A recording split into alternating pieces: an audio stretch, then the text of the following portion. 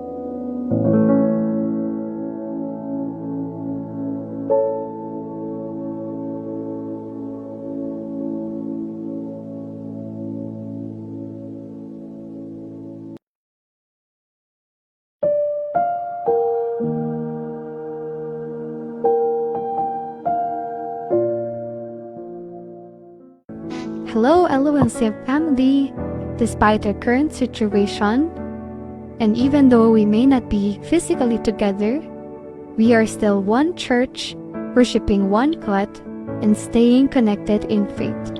To make our time together even more special, we'd love to see how you're journeying service from home. Take a selfie while watching the service, whether you're with your family, holding your Bible, or simply worshiping from your living room. How to participate? First, take a selfie while watching our online church service. And second step, send to our Facebook page, Lord of Lords Christian Ministry, or to me, Ate Grace. Let's remind one another that even during uncertain times, our faith keeps us united and strong. Your smile and your presence will surely encourage someone today. Stay safe, stay prayerful. To God be all the glory.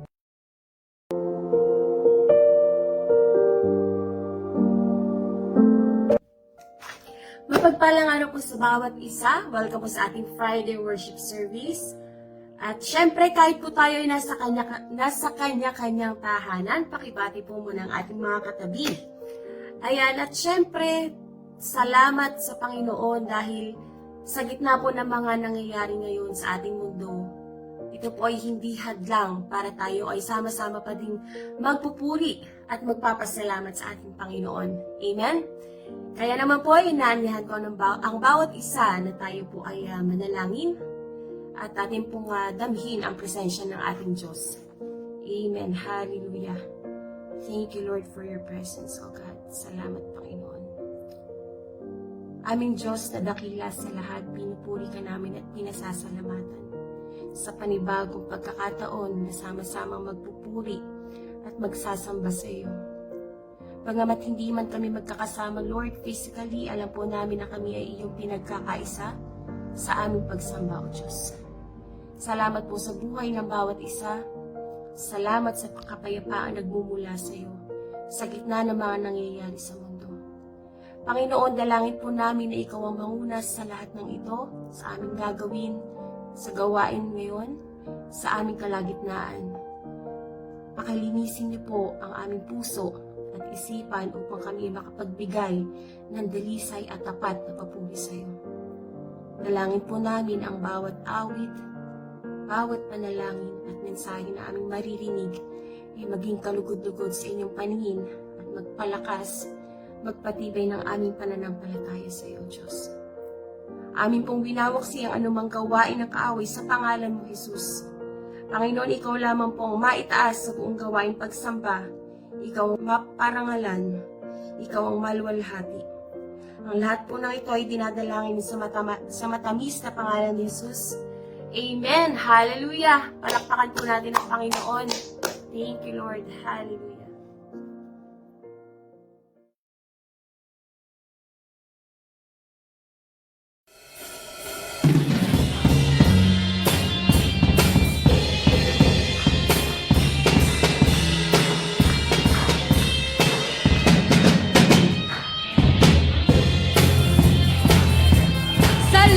Salamat, Panginoon!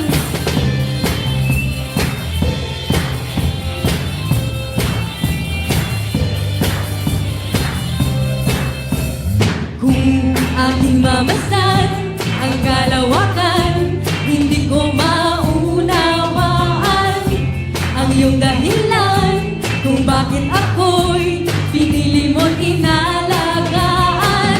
Di ko kayang isipin, hindi ko kayang sukatin ang pag-ibig mo, Jesus, na iyong binigay sa akin.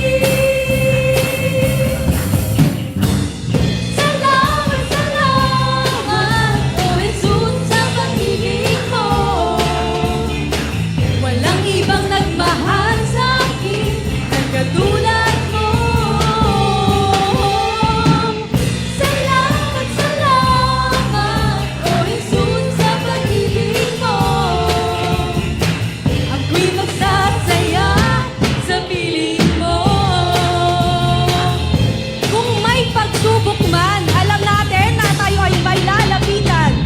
Kung may pagsubok man o kagipitan, ako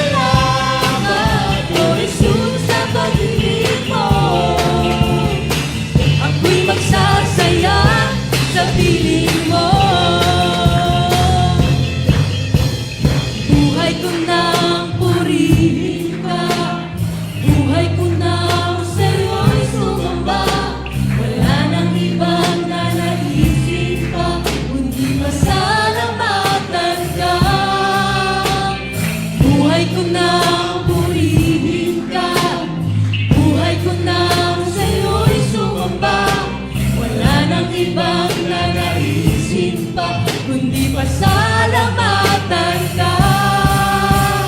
Buhay ko na ang purihin ka. Buhay ko na ba?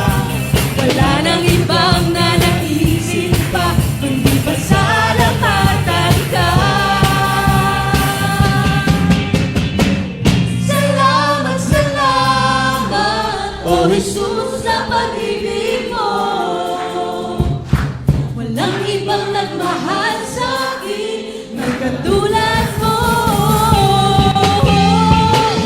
Salamat, salamat, O Jesus, sa pag-ibig mo.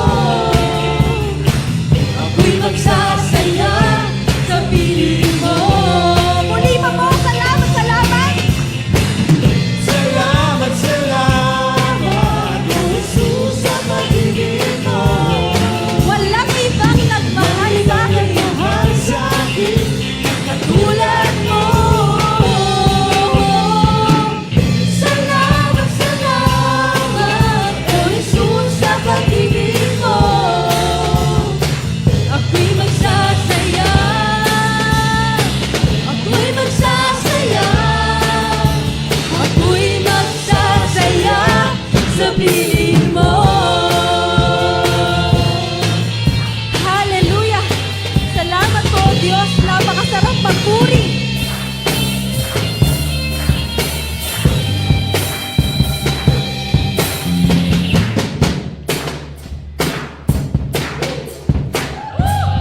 This is how we do it.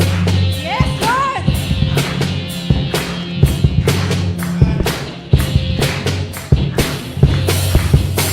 Ikaw ang hinahanap. Ikaw ang hinahanap. Hallelujah! Ikaw ang hinahanap. Hinahanap-hanap. Jesus, ikaw ang hanap. Sa buhay ko, Jesus, ikaw ang hanap. sa buhay ko, Jesus, ikaw ang hanap. sa buhay ko, Hinahanap-hanap. sa buhay ko.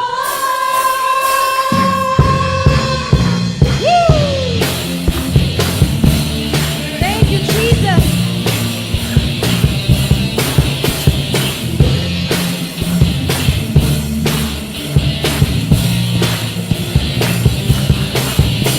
Ikaw ang hinahanap ko sa buhay kong ito. Pag wala ka ay di makontento. Sumasamba sa'yo sa kasagaran ang kasiyahan. Tunay na nadarama ko.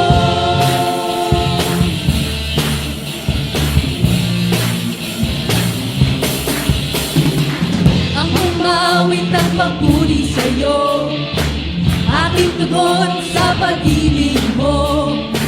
Langit at lupa sa'yo'y sasamba. O Diyos, purihin ka. Dakila kang talaga.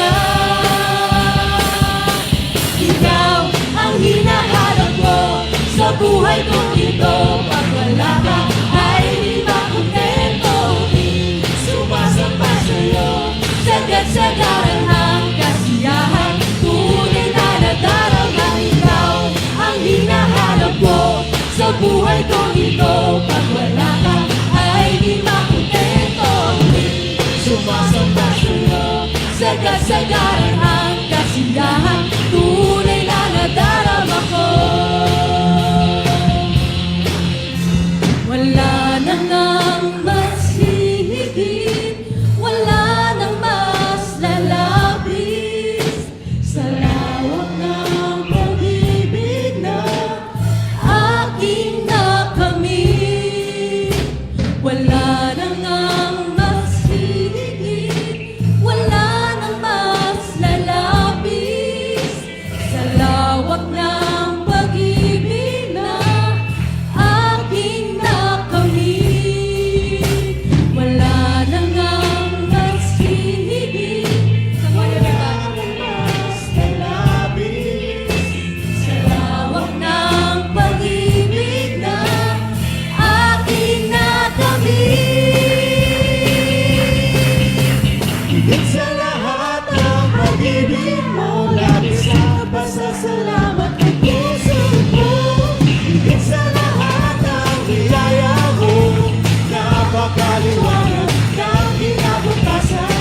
Higit sa lahat! Higit sa lahat ang pag-ibig mo, labis ang pasasalamat ng puso ko. Higit sa lahat ang biyaya mo, napakaliwanag ng kinabukasan ko. Higit sa lahat! Higit sa lahat ang pag-ibig mo, labis ang pasasalamat ng puso ko. Higit sa lahat ang biyaya mo, napakaliwanag, napakaliwanag, napakaliwanag ng kinabukasan ko. Napakaliwanag ng kinabukasan ko. Hallelujah! Thank you, Jesus. Thank you, Jesus. We praise you. We honor you and we worship you. Dakila ka, O Diyos, tapat ka nga sa aming mga buhay. Patuloy po tayong umawit. Napakasarap pong umawit at magpuri sa Panginoon. Lalo na po sa mga panahon na tayo po ay may pagsubok at suliranin sa buhay. Habang tayo po ay umaawit, damihin po natin ang presensya ng Panginoon at dalangin ko po na patuloy siyang mangusap sa bawat isa. Marami man po tayong suliranin sa buhay at problema, pero alam ko po na ang Panginoon ay kasama natin handang umalalay sa atin. Salamat po, Panginoon.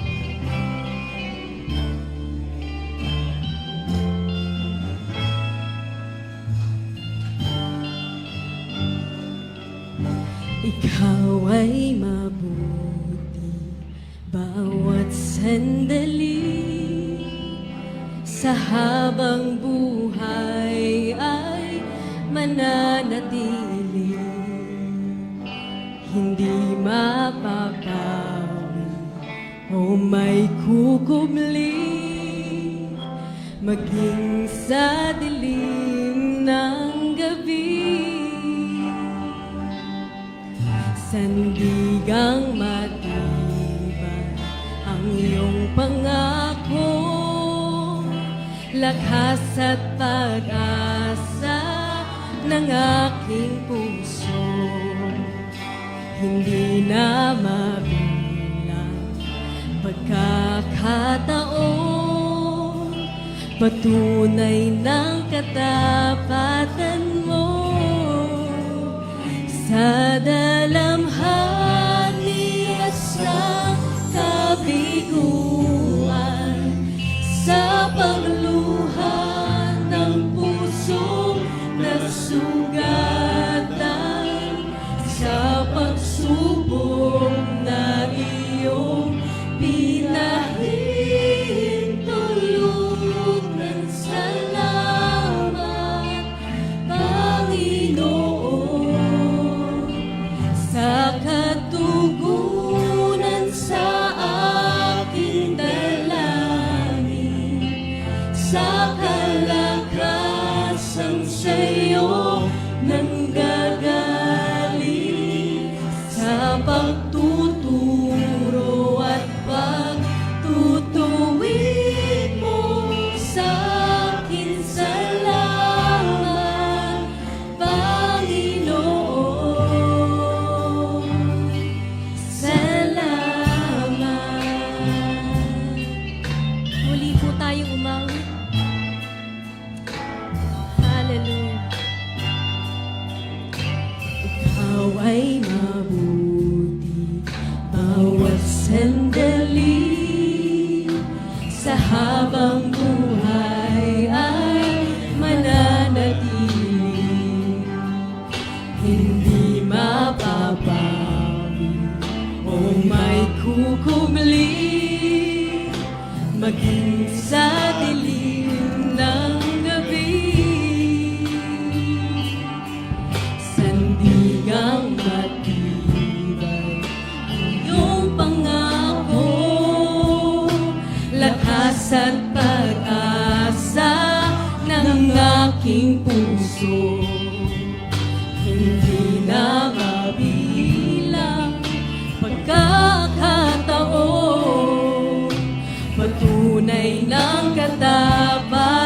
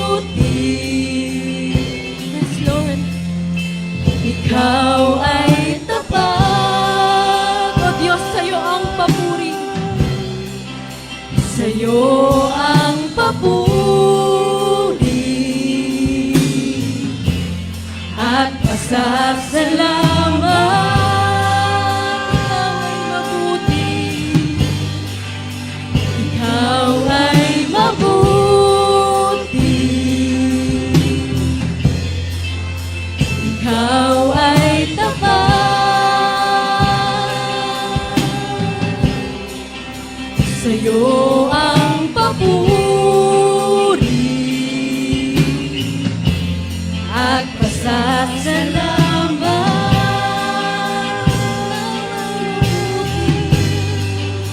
Ikaw ay mabuti sa lahat ng panahon. Ikaw ay tapat, Diyos. Sa'yo ang papuri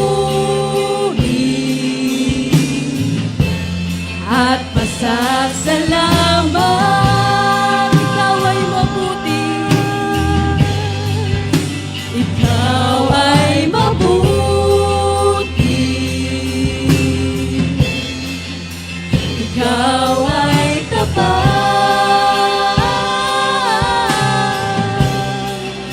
Sa'yo ang papuri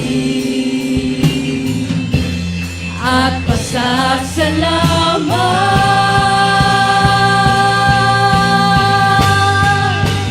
Sa dalamhati at sa kabiguan,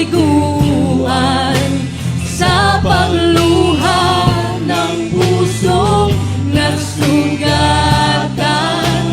sa pagsubok na iyong pinahintulutan. Salamat, Panginoon,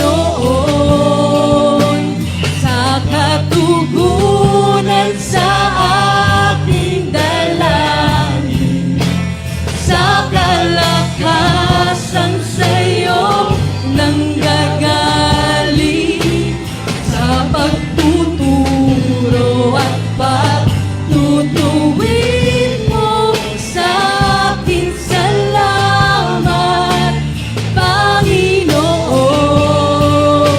ikaw ay mabuti.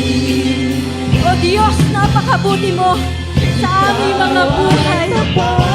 Marami kaming dapat ipagpasalamat sa Diyos. Salamat, Panginoon, sa kaligtasan. Salamat, Panginoon, sa iyong katapatan, O Diyos. Salamat, Panginoon, sa buhay na walang hanggan. Ikaw lamang ang aming pupurihin, Panginoon, paglilingkuran habang kami ay nabubuhay. Salamat, O Diyos. Marami man kaming dinadala, Panginoon. Marami man kaming pagsubok sa buhay. Ngunit alam ko, Panginoon, na ikaw ay dakila at tapat. Kami ay iyong sasamahan, Panginoon, sa kaligayahan at sa kalungkutan. Salamat, Panginoon. Ikaw lamang ang karapat dapat ng pinakamataas na papuri. Salamat, Panginoon. Dakila ka sa lahat ng panahon. Salamat, O Diyos. Salamat sa kapayapaan ng aming mga puso. Salamat sa kapahingahan, Panginoon. Dakila ka, O Diyos, sa lahat ng panahon. Ikaw ay mabuti. Ikaw ay mabuti. Ikaw ay tapat.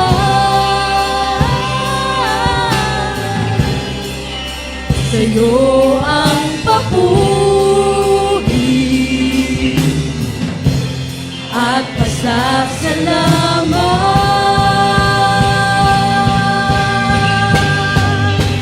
Sa dalamhati at sa kabiguan, sa pagluha ng pusong nasugatan, sa pagsubok na iyong pinahintulutan. Salamat,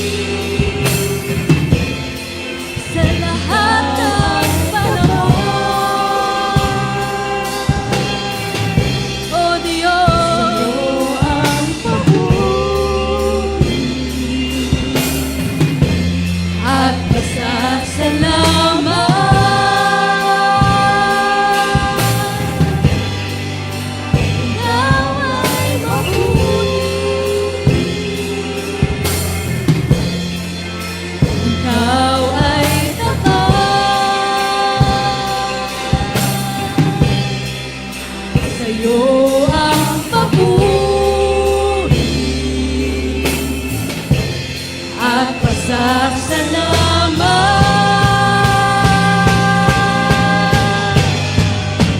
sa dalamhati at sa kabiguan, sa pagluha ng pusong nasugatan, sa pagsubok na iyong pinahihintulutan. Salamat, Panginoon, sa katugunan sa ating dalangin, sa kalakasan sa'yo nanggagaling, sa pagtuturo at pagtutuwid mo sa akin. Salamat, Panginoon, sa dalamhati at sa kabiguan, sa pagluha ng pusong nasugatan, sa pagsubok na iyong pinahihintulutan. Salamat, Panginoon,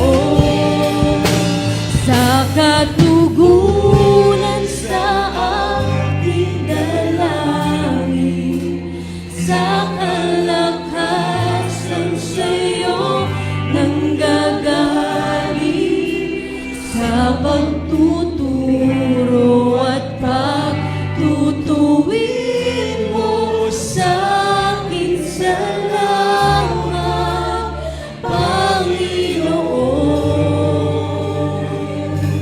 salamat. O Diyos, isang wagas na pagsamba at papuri sa iyo, Panginoon. Hallelujah. Hello, LONC family. Despite our current situation, and even though we may not be physically together, we are still one church, worshiping one God, and staying connected in faith. To make our time together even more special, we'd love to see how you're journeying service from home. Take a selfie while watching the service, whether you're with your family, holding your Bible, or simply worshiping from your living room. How to participate? First, take the selfie while watching our online church service. And second step, send to our Facebook page, Lord of Lords Christian Ministry, or to me, Ate Grace. Let's remind one another that even during uncertain times, our faith keeps us united and strong. Your smile and your presence will surely encourage someone today. Stay safe, stay prayerful. To God be all the glory.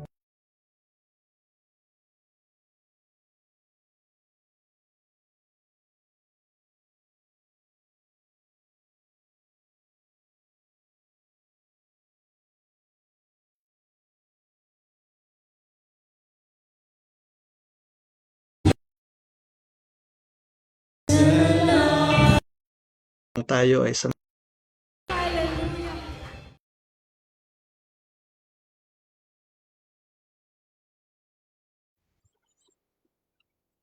magandang araw po sa ating lahat. Sa inyo po na nandiyan sa inyong mga tahanan habang tayo ay sama-samang nandirito sa Qatar. Nagpasya po tayo na mag-online worship service dahil sa mga kaganapan dito sa bansang Qatar at sa Middle East. Welcome to the first ever online worship service ngayong 2026.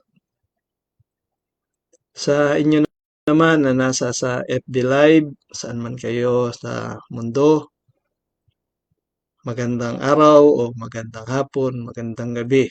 Ang pagpapala at pag-iingat ng Lord ang sumainyo po nawa. Ang pagsamba po sa Diyos ay higit na nagiging challenging habang lumilipas ang mga panahon. Ano po? Dahil sa mga kaganapan sa ating mundo na may mga pamunuan na naghahangad na maghari sa lahat ng teritoryo, nagkakaroon po ng mga tunggalian ng kapangyarihan at kakayanan upang siyang maging pinakamalakas at siyang masunod sa lahat ng oras at sandali. May mga nagtatayo ng kaharian na nais sakupin ang lahat ng kaharian na kanilang nalalaman. Yun namang iba ay ayaw patalo, kung kaya nagkakaroon ng paglalaban at digmaan. Ngunit huwag nating kalilimutan na ang tunay na hari ay itinakda na ang kanyang kaharian ay mapayapang masakop ang kalooban at buong pagkatao ng mga kaanib. Ang kahariang ito ay hindi gumagamit ng dahas o pandaraya upang lumaki lamang ang kanyang nasasakop. Sa halip, ang hari ng kingdom na ito ay nag-alay ng kanyang buhay upang bigyang buhay na walang hanggan ang mga kaanib. Ang kaharian ng Diyos ang siyang tunay na kaharian. Amen po. Kung kaya nais ng Diyos na ating alalahanin ang nag-iisang tunay na kaharian. Ito ang One Kingdom of Heaven. Tayo po ay patuloy sa series ng One God, One Church, One Body. Nasa sa ika-14 na topic na po tayo, yung One Kingdom of Heaven. Ang atin pong tatalakayin na talata ay ang nasa sa Aklat ng Mateo chapter 13. Dito po ay ilang ulit na binanggit ng Panginoong Hesus ang tungkol sa Kingdom of Heaven. Sa Mateo 13, verse 31, ang sabi po, "The kingdom of heaven is like a mustard seed planted in a field. It is the smallest of all seeds, but it becomes the largest of garden plants and grows into a tree where birds can come and find shelter in its branch." My beloved brethren, in the Gospel of Matthew chapter 13, our Lord Jesus Christ gives a series of parables about the kingdom of heaven. Today, God wants to remind us the truth of kingdom of heaven. In the Gospel of Matthew, Mark, and Luke, we can read interchangeably the phrases kingdom of God and kingdom of heaven. Don't be alarmed or be confused about their meaning, for they are discussing one and the same. It is about the reign of God in His people. The idea is about the kingdom, a kingdom of God that is ruled by God. And when it comes to the idea of the kingdom of heaven, this kingdom is both physical and is spiritual. Heaven is physical place that before anybody could enter there, one must be spiritually born. And this is the summary of our discussion of God's message for today. One is the nature of the kingdom. Two, the growth of the kingdom. Three, the value of the kingdom. And four is the judgment of the kingdom. Okay po. So, discuss po natin, tatalakayin po natin ang the nature of the kingdom. Sa Mateo chapter 13, verse 18 to 23, makikita po natin yung pagpapaliwanag sa parable of the sower. Yung paliwanag sa talinghaga ng manghahasik. Sabi po sa verse 18, "Now, here is the explanation of the story I told you about the farmer sowing grain. The seed that fell on the hard path represent those who hear the good news about the kingdom and don't understand it. Then the devil comes and snatches the seed away from their hearts. The rocky soil represent those who hear the message and receive it with joy. But like young plants in such soil, their roots don't go deep.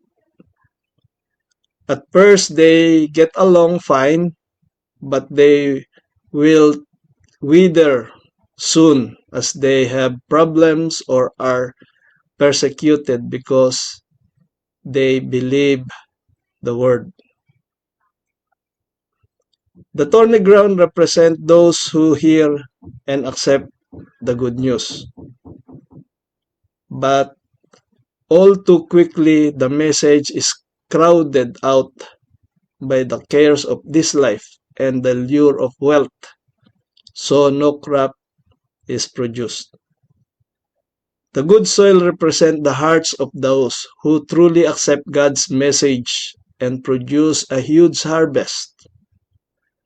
Some are 30, some 60, or even 100 times as much as had been planted.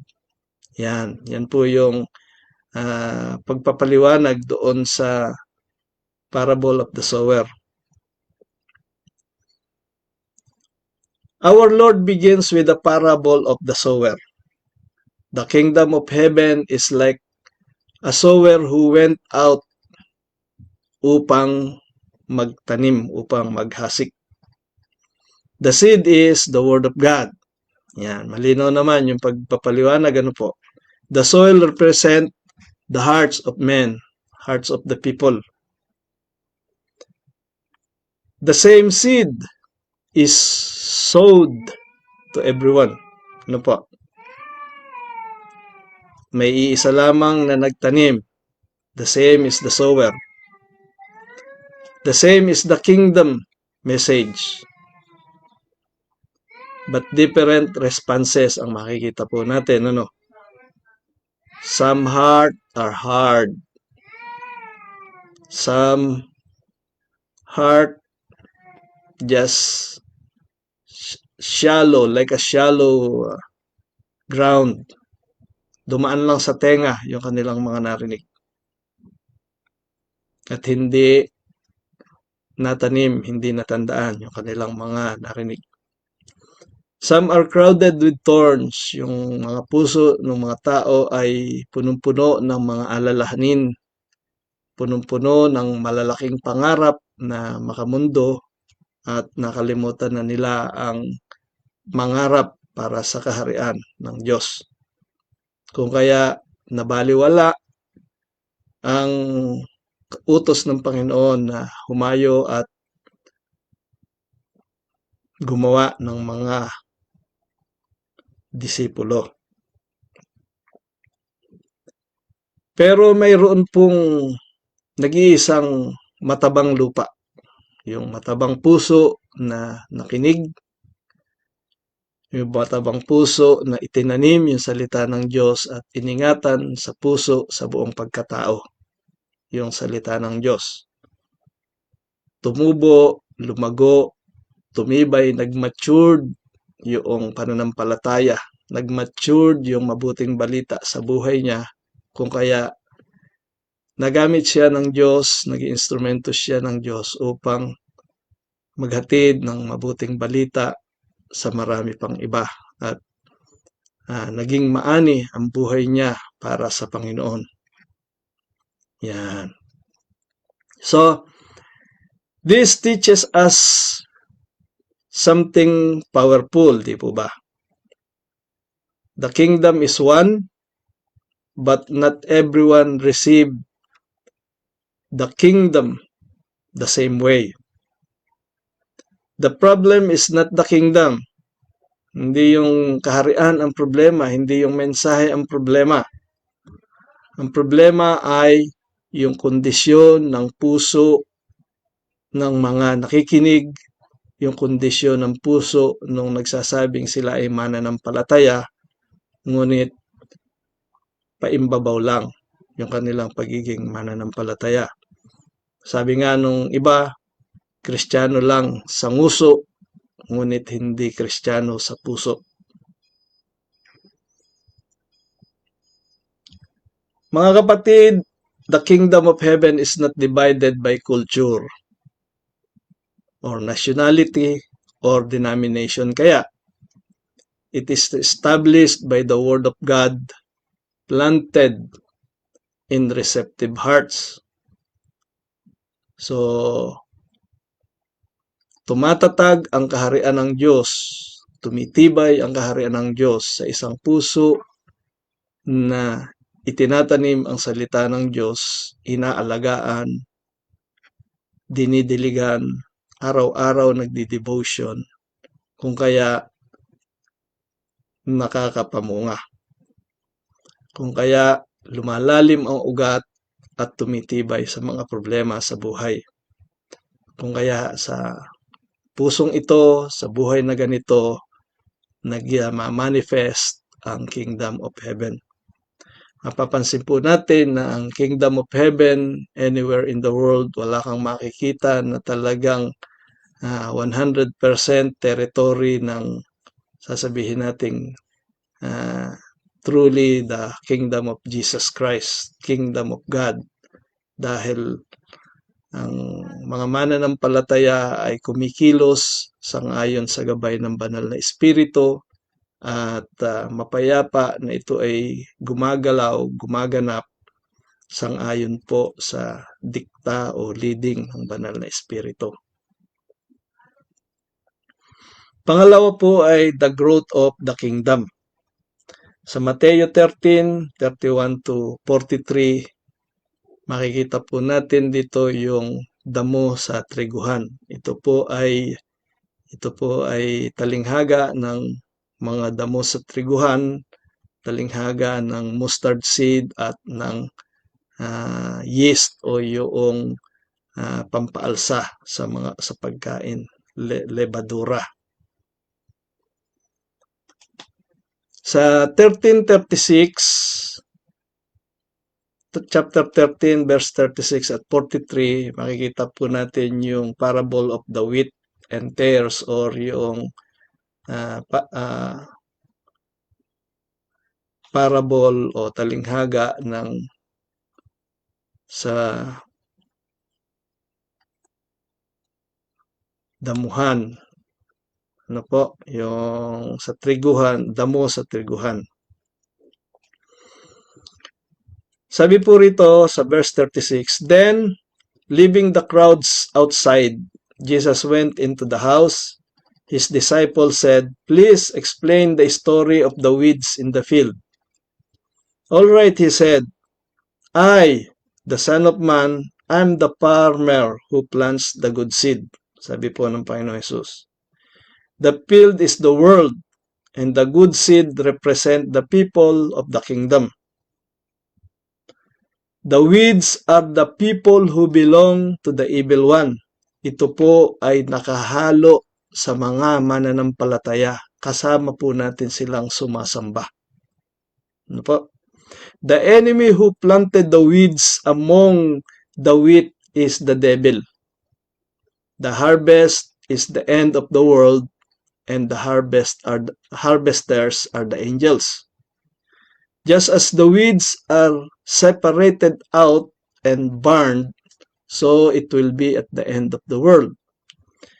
I, the Son of Man, will send my angels, and they will remove from my kingdom everything that causes sin and all who do evil. And they will throw them into the furnace and burn them. There will be weeping and gnashing of teeth. Then the godly will shine like the sun in their Father's kingdom.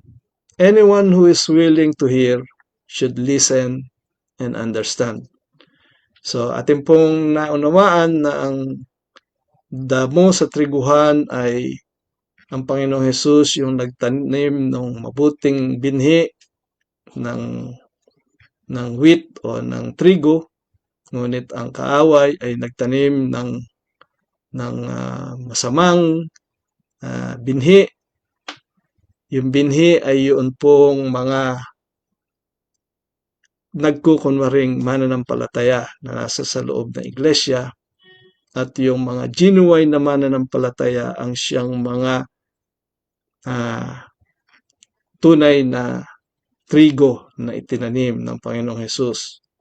Sa pagdating ng huling panahon, magkakaroon ng great judgment at hihiwalay sa iglesia o sa sanlibutan yung mga hindi talaga mananampalataya.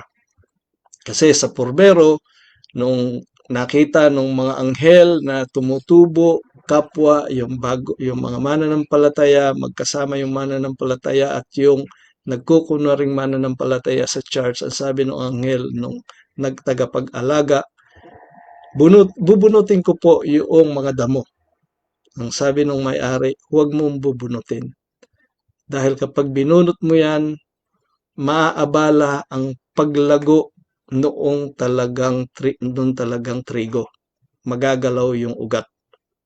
Hayaan mo na sa huling panahon, doon na malalaman kung sino talaga yung trigo na namumunga ng matingkad. Kung kaya po makikita natin sa iglesia, mayroong mga mananampalataya na kapagtataka bakit hindi lumalago. Kung kaya po atin pong suriin ang ating sarili, tayo po ba ay tunay na binhi na itinanim ng Panginoong Hesus sa kanyang kingdom, o baka tayo ay nagkukunwari lamang na mananampalataya at bilib na bilib tayo sa sarili na tayo ay Kristiyano, noon pala ay hindi naman. So kung kaya po atin pong suriin ang ating sarili at humingi tayo ng tulong sa banal na Espiritu na atin talagang maunawaan at tayo ay kanyang lukuban, samahan, manahan ang banal na Espiritu sa atin, yung gift ng buhay na walang hanggan na ningasan ng Diyos ang ating spiritual na buhay upang tayo ay maipanganak sa kaharian ng Diyos. So, yun po. Our Lord says that the kingdom is like a field where wheat was sown, but an enemy planted there, mga damo. The servants were to uproot the tares immediately. But the master said, let both grow together until the harvest. This teaches us the kingdom on earth contains true and false professors or professing Christians until the final judgment. The presence of tares does not mean there are two kingdoms. Parang dalawa yung kaharian doon sa loob ng iglesia, sa loob ng kapulungan. Isang sa kaaway ng Diyos at isang para sa Diyos. Ngunit ang totoo ay isa lang, yung kingdom of heaven. Okay po, na siyang mananatili. It means that the one kingdom is presently growing in a mixed world. Yan. Nakahalo po. Nakasingit yung masasamang damo sa mga mananampalataya. Kung minsan, mahal natin sa buhay, kung minsan kaibigan natin, na kapag disciplinary action, matitisod yung tunay na mananampalataya, maapektuhan at hindi na rin sasamba. Kung kaya, sabi ni Lord, sige na lang, malalaan yan, yung talagang mananampalataya ay titingkad ang pananampalataya, yung mga hindi ay kusang malalaglag. Dahil walang laman Mapansin ninyo kung kayo ay nagtatanim ng palay, yung ipa, kusang nalalaglag, hindi pa man inaani. So, ganun din, mayroong natural na paraan si Lord diyan sa mga ganyang bagay. So, punta tayo sa mustard seed sa Mateo 13 verse 31 to 32. Ang sabi po, here is another illustration Jesus used. The kingdom of heaven is like mustard seed planted in a field. Ito po yung ating home text. It is the smallest of all seeds, but it becomes the largest of garden plants and grows into a tree where birds can come and find shelter in its branches.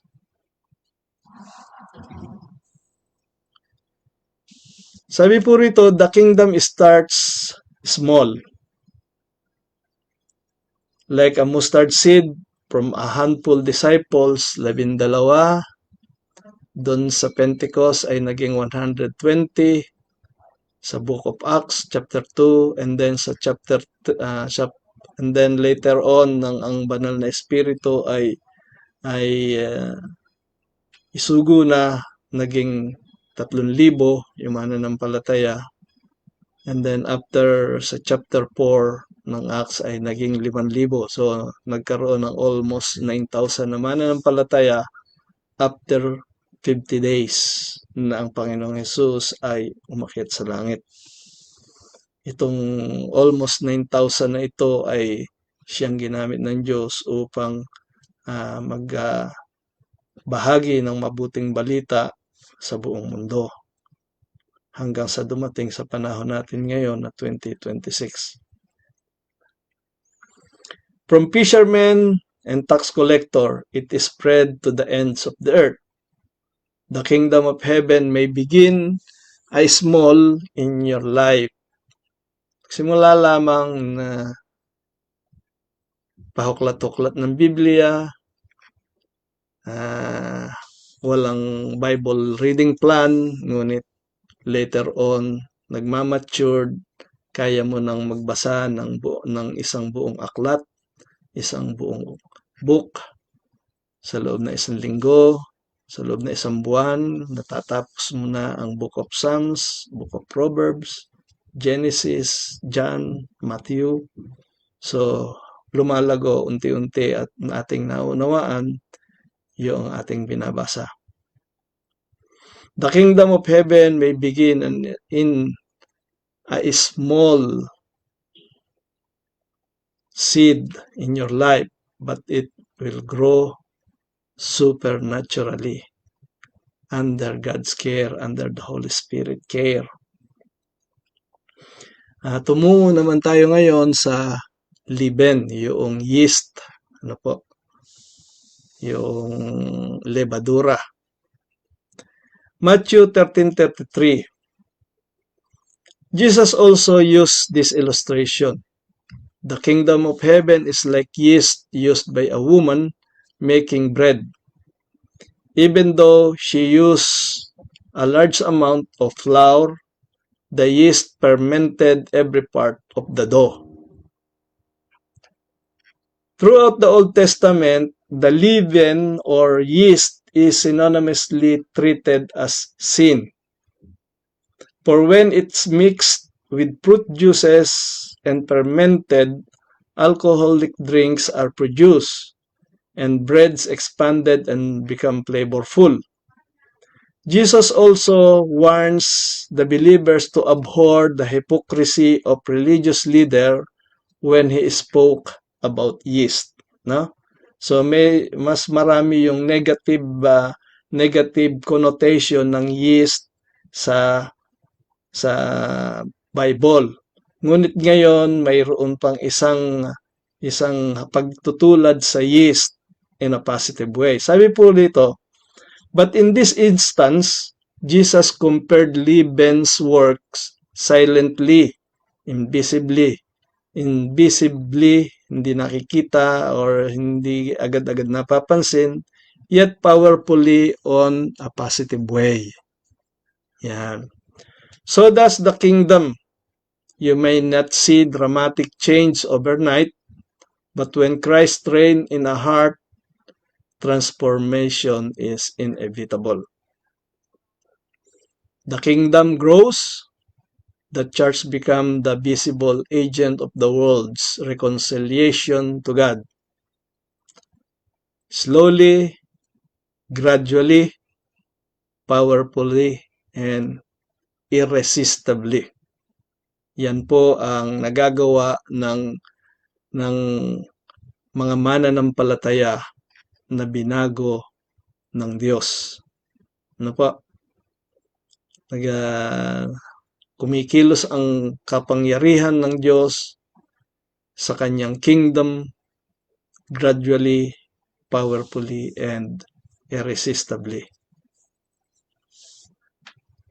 And then, pangatlo po ay the value of the kingdom. Sa Mateo 13 verse 44 to 46, yung mga hidden treasures, pearl of great price po. Ito ang mga parable na ito, ang mga talinghagang makikita rito. Now Jesus reveals the incomparable value of the kingdom. Ito na, yung how valuable is the kingdom.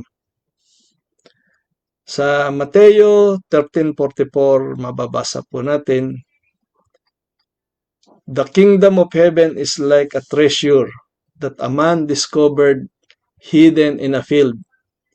In his excitement, he hid it again and sold everything he owned to get enough money to buy the field and to get the treasure too.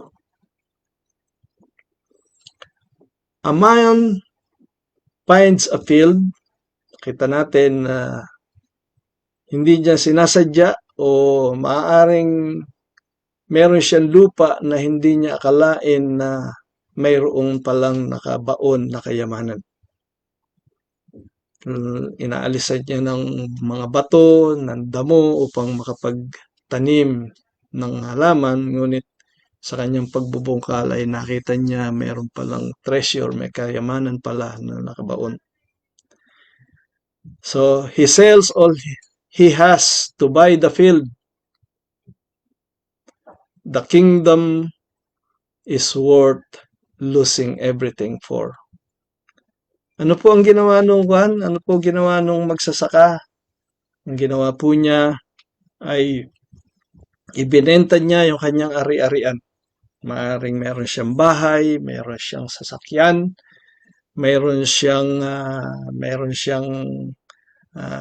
mga iba pang property, bahay, lupa, sasakyan, para lang mabili yung property na yon at ng kanya pong pakinabangan yung kayamanan na nakabaon. Mga kapatid, ang kaharian po ng Diyos ay kayamanan na walang katumbas, walang katulad. Tayo po ay nasumpungan natin iyon, ang kaharian ng Diyos. Ang problema, hindi tayo tulad noong lalaki na nakasumpong ng kayamanan. Binenta niya yung kanyang mga ari-arian para lang mapasa kanya yung kaharian ng Diyos. Tayo, we possess the kingdom of God, but very limited. We spend amount for the expansion of the kingdom. Very limited time we spend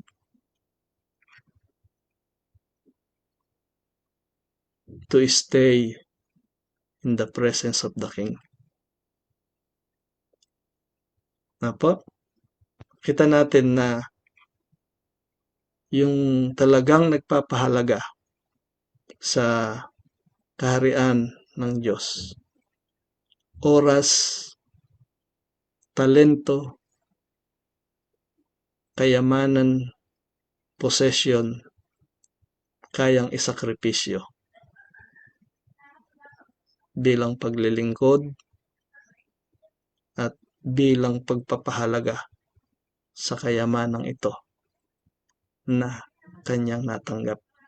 At tandaan ninyo, ang kayamanang ito ng Diyos ay hindi natin kayang ubusin.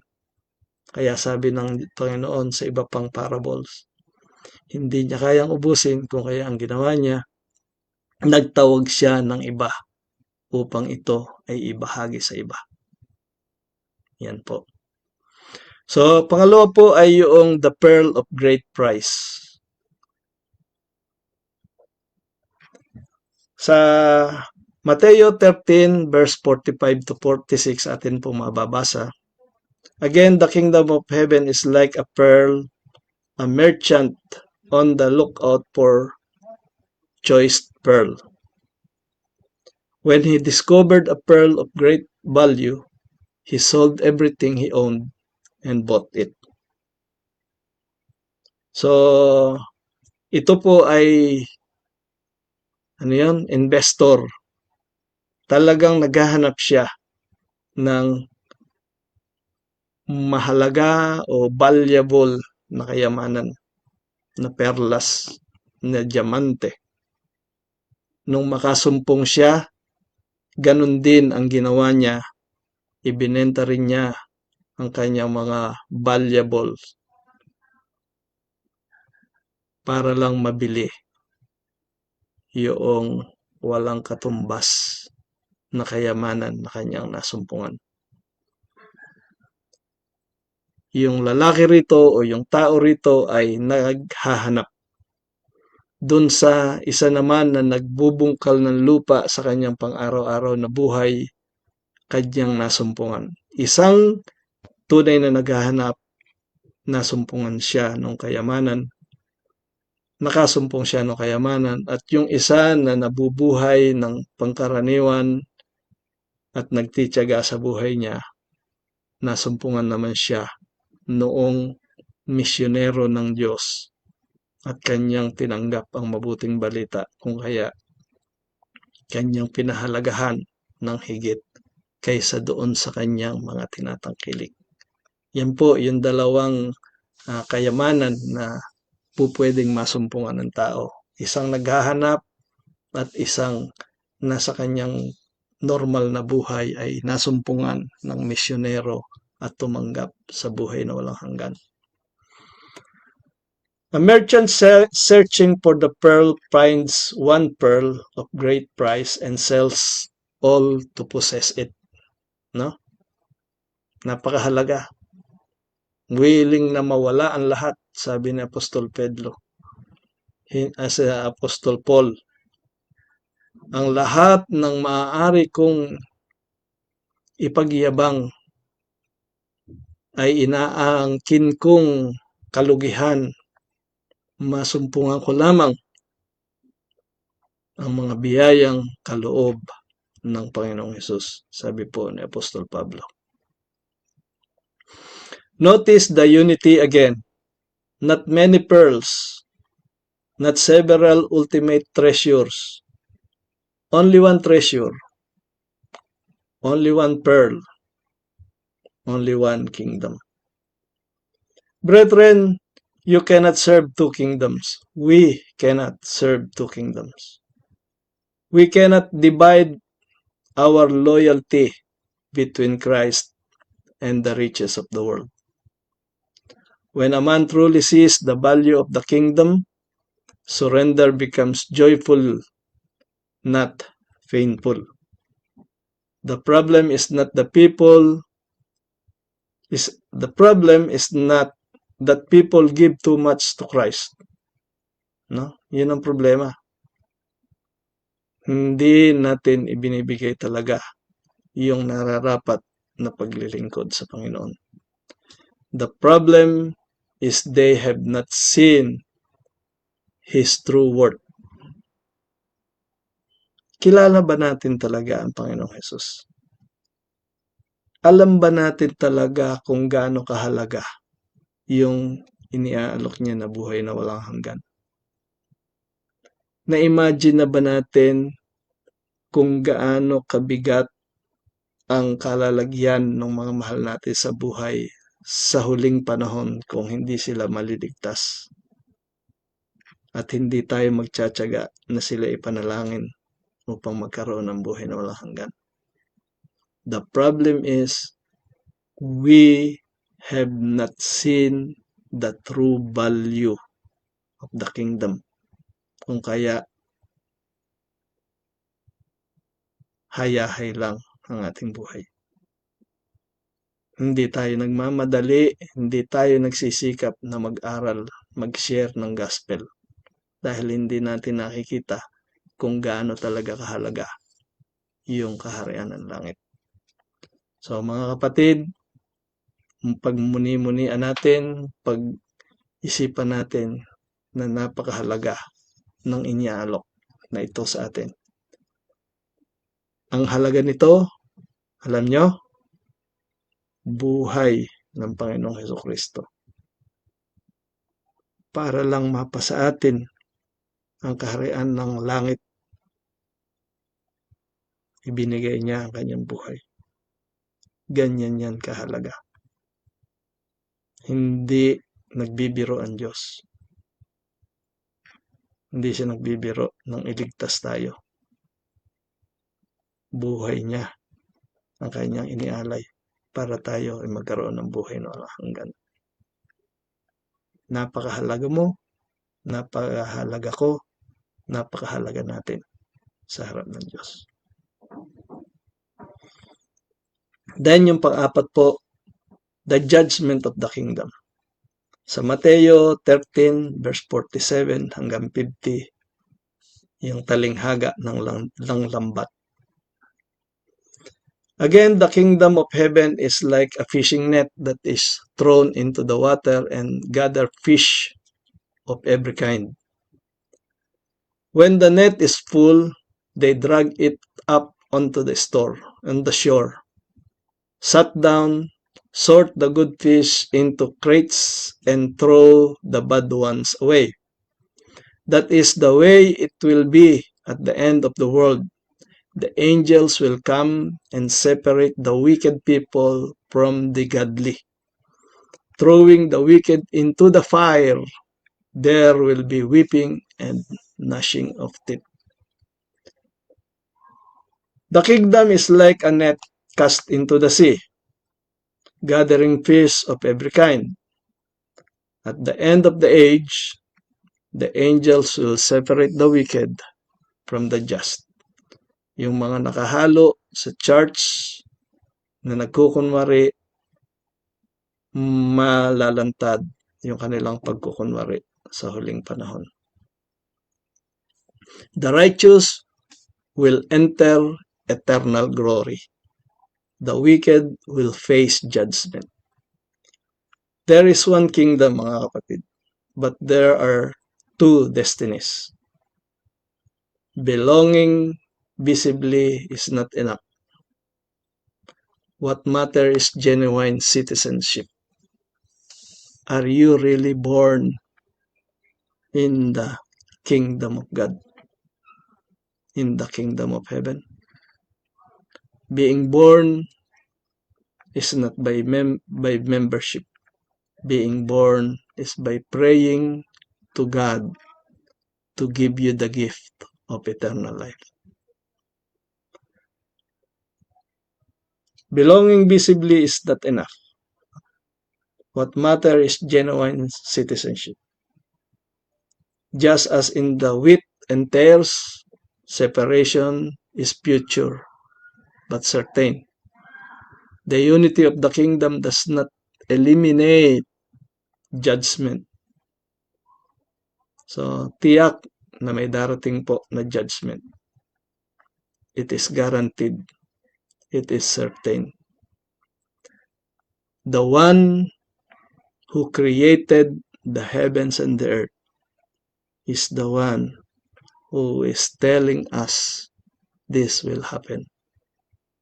He is Jesus Christ, the Son of the living God, who came on earth. He knew what He prepares. He knew what is going to happen. Certainly, the kingdom of God will rule forever. And the judgment is soon to come. So we go to the practical application of this matter of this chapter 13 of Matthew. We need to examine our heart, our soil. The soil is our heart. What kind of heart do you have today? Is it the hardened heart,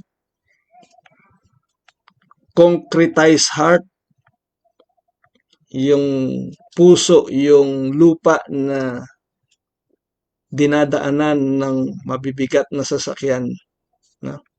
Tabing daan, hardened, walang pag-asa na tumubo yung binhi. Kaagad-agad ay natatangay yung salita ng Diyos. Shallow ang lupa, mabilis na natutuyo. Yung kaunting basa, kaunting tubig na nasa ibabaw dahil manipis lang yung lupa. Ganyan ba ang ating puso? Sa tenga lang ba dumadaan yung mga ating napapakinggan at hindi tumatanim? And is it thorn-filled or a fruitful heart do we have? We need to examine our hearts. The kingdom enters to a person through the word of God and received it by faith. Alam natin yung three kinds of faith. Sabi po ay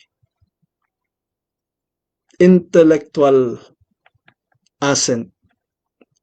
Faith, the first type is intellectual assent. Alam lang natin na may kingdom of heaven, alam lang natin na may Diyos na tagapagligtas na nagkatawang tao. Pero hindi natin siya tinatanggap na tunay na tagapagligtas. Pangalawa ay yung temporal faith. Kung kaya lamang tayo lumalapit sa Diyos ay upang humingi ng mga biyaya ng ating mga pangangailangan. Kapag natugunan na yung ating mga hinihingi, hindi na natin siya kailangan. At mas masama pa noon, kapag tayo humingi at hindi ibinigay, sinasabi natin, hindi totoong may Diyos. That is the temporal faith. But the real faith is the one that believe Jesus Christ is the only Lord and Savior. We accept Him as the one and only Savior and Lord of our life. That is the saving faith. That is the genuine faith. So we need to receive the kingdom. The kingdom will enter in our heart. The kingdom of heaven will enter in our heart by receiving it with faith. So, do not be discouraged by tears. Huwag tayong mawalan ng masasiraan ng loob, mawalan ng pag-asa sa mga nangyayari po sa ating kalagayan sa ngayon. Ang banal na dugo po ng Panginoong Hesus ang lagi nating ipapanalangin na siyang bumalot sa ating pagkatao, sa ating mga pamilya. When we pray, Dear Lord, may your blood that was shed on the cross of Calvary cover me, cover my husband, cover my wife, cover my children, and protect us from every danger that is happening now in the Middle East. Sabi po sa 1 Peter, for by His wound we are healed. Sa mga latay niya, tayo ay gumaling. Ang dugo niya ang siyang magbibigay sang proteksyon sa atin sa anumang kapahamakan. So, huwag tayong mabalisa kung mayroong nakikita tayong kaguluhan. nandyan ang kaguluhan, ipinrapisay ng Panginoong Hesus. Magkakagulo, magkakaroon ng digmaan, magkakaroon ng lindol, ngunit hindi pa yan ang katapusan. Ipapangaral pa ang mabuting balita. At kapag ang lahat ay nakarinig na, saka lamang darating ang Panginoon. Trabahuhin natin, kapatid, ang pagbabahagi ng mabuting balita. Sa halip na tayo ay mag-focus do sa ating takot, ang pokusan po natin ay yung ipinagagawa ni Lord. Ma-divert yung ating atensyon sa kanya misyon. Hindi ko po inaalis na tayo matakot, pero atin pong ilagay yung ating pananampalataya sa Lord at mapapalitan po ng lakas ng loob sa pagsishare. Yung sa halip na takot ang mamayani sa atin, nandun po yung pagsunod, nandun po yung pagbabahagi ng mabuting balita, samantalahin natin ang pagkakataon na sila ay bahaginan, lalo-lalo na yung mga natatakot na hindi mananampalataya. Ano po? And then, the value of the kingdom above all. What are you unwilling to surrender? If Christ is truly your treasure, sacrifice becomes worship. No? The true value of the kingdom above all. What are you unwilling to surrender? Ano ang hindi natin maibigay sa Lord? If the Lord Jesus Christ is truly our treasure, sacrifice becomes our worship. We are willing to sacrifice everything while we are worshiping the Lord. Then pang-apat po, prepare for the final separation. There is a coming harvest. Separation of good people, kingdom citizen to the non-kingdom citizen. Make sure you are not a mere near to the kingdom. Nakahalo ka doon sa mga member ng kingdom. But be truly born in the kingdom. Pray, mga kapatid, doon sa mga hindi pa nakatitiyak na siya ay talagang miyembro, na siya ay talagang anak ng Diyos. Ask the Lord to forgive you, receive Him as your Lord and Savior, and claim the promise of the Lord Jesus Christ. Sa aking pag-alis, huwag kayong mabalisa, sapagkat sa ikatuwa ninyo ang pag-alis ko, sapagkat isusugo ko ang banal na Espiritu. Siya ay mananahan sa inyo at siya ang magiging katibayan ng inyong pagiging anak. Purihin po ang Diyos. So, we are born in the kingdom. Okay? Kung kaya dumating man yung judgment seat at yung great white throne, we are not affected. We don't have anything to fear. No reason for us to fear. Conclusion, beloved, Matthew 13 does not present many competing spiritual paths. Very simple. It presents kingdom of God which compared to field, the kind that is fruitful. It is compared to seed, little faith yet so significant when it's planted to a fruitful field. The power of the kingdom is the faith, is the Holy Spirit working in our faith, transforming us so we can transform the people around us. We can be instrument for the transformation of the communities where we are. And then treasure, which is accidentally found by the one who is laboring for his cost of living.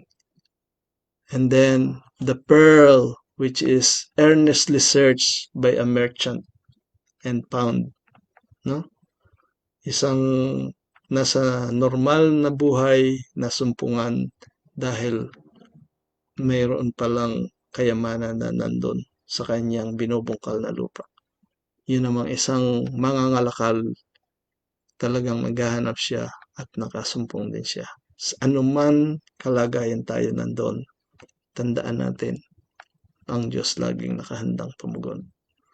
And then yung net, yung fishing net. Temporal faith and saving faith. We need to have the saving faith. Trust in Jesus Christ alone to be saved. We don't trust God to ask for anything only. We trust the Lord for our eternity. Amen? Harvest is the final judgment. Yan. And that kingdom belongs to one king. It is Jesus. Amen. Today, the question is not whether the kingdom exists. Hindi na tinatanong kung totoo ba na mayroong kingdom of heaven.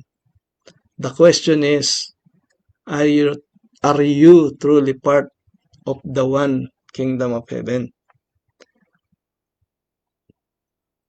Dahil tunay na ito ay umiiral, sapagkat yung hari ay tumungo rito at nag-alay ng buhay upang ang lahat ay mapabilang sa kaharian ng Diyos.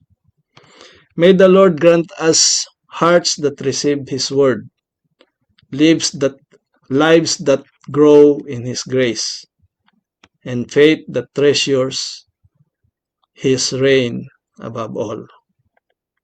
Panalangin po natin, nabigyan tayo ng Panginoon ng puso na handang makinig at pagyamanin ang kanyang mga salita sa ating buhay. Magkaroon tayo ng buhay na lumalago sa kanyang biyaya at pananampalataya na pinahahalagahan ang paghahari ng Panginoong Hesus. In Jesus' name, Amen at Amen. Tayo po'y manalangin sandali. Dakilang Diyos na makapangyarihan, salamat po sa banal na salita ninyo sa Mateo chapter 13 sa mga talinghaga na inyong itinuro tungkol sa kaharian ng langit, kaharian ng Diyos.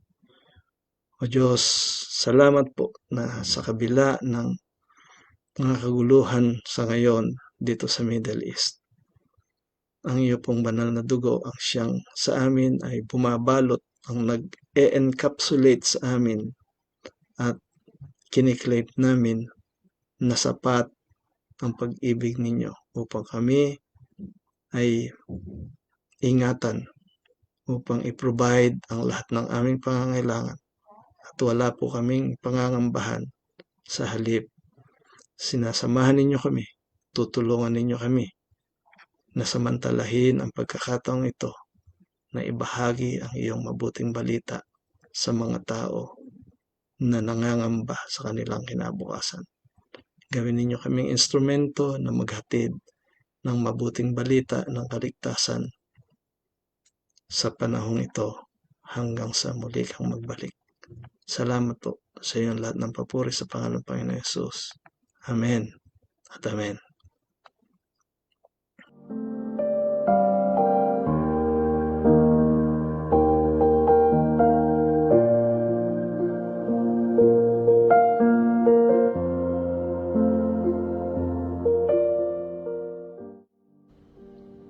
Mapagpalang araw po sa bawat isa. Kami po ay nagagalak na makasama kayo ngayong araw na ito sa ating pong online worship service. Dalangin ko po na ang bawat isa ay nasa maayos na kalagayan at magandang kalusugan. And today, wherever we are, we are coming and gathered as one body in Christ to remember Jesus Christ and the grace that save us all. Ang bawat isa po ay may nakahanda ng tinapay at inumin bilang mga simbol ng katawan at dugo ni Kristo na kanyang inialay upang ang bawat isa ay maligtas. Let us take this moment to draw closer to God and for one another. And let me read from 1 Corinthians chapter 11, verses 23 to 28. For I received from the Lord what I also passed on to you. The Lord Jesus, on the night he was betrayed, took bread, and when he had given thanks, he broke it and said, "This is my body, which is for you. Do this in remembrance of me." In the same way, after supper, he took the cup, saying, "This cup is the new covenant in my blood. Do this whenever you drink it in remembrance of me.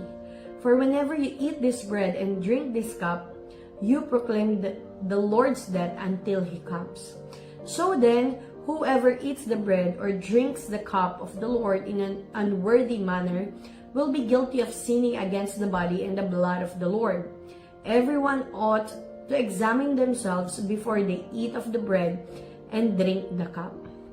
Sinasabi po sa 1 Corinthians chapter 11, to do this in remembrance of me or Jesus Christ. Kaya sa oras na ito, habang tinatanggap po natin ang tinapay at ang kopa, alalahanin natin ang lahat ng sakripisyo ni Jesus, ang kanyang biyaya at ang kaligtasan na ibinigay niya sa bawat isa sa atin. As we come to the Lord's table today, remember that His body was broken so yours will be whole. At ang kanyang dugo ay kanyang inialay para sa kapatawaran ng ating mga kasalanan. Habang tinatanggap natin ang tinapay at ang kopa, gawin natin ito with gratitude and humility, remembering the great love of Jesus Christ for us. Maaari na po nating tanggapin ang tinapay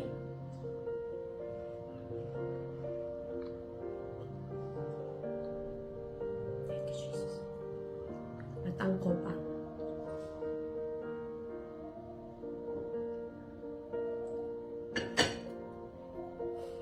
Tayo pong manalangin. Panginoon, maraming salamat sa pagkakataong itong bagamat kami magkakahiwalay. Kami po ay sama-sama at dumudulog sa inyong hapag, Panginoon, ng iisang katawan ni Kristo. At dinedeclare at aming inaalala ang lahat ng iyong ginawa para sa bawat isa sa amin. Kami po ay buong pusong nagpapasalamat sa kabutihan mo at sa lahat ng aming pinagdadaanan sa buhay na ito. Tinataas po namin itong lahat sa inyo dahil alam namin na kayo ang may hawak nito and you are in control. Patuloy niyo pong palakasin ang bawat isa sa pananampalataya at sa pangako niyo sa bawat isa sa amin na hindi niyo kami iiwan o pababayaan man. Salamat, Panginoon. Sa iyo po ang papuri, pasasalamat at pagsamba sa pangalan ni Jesus. Amen.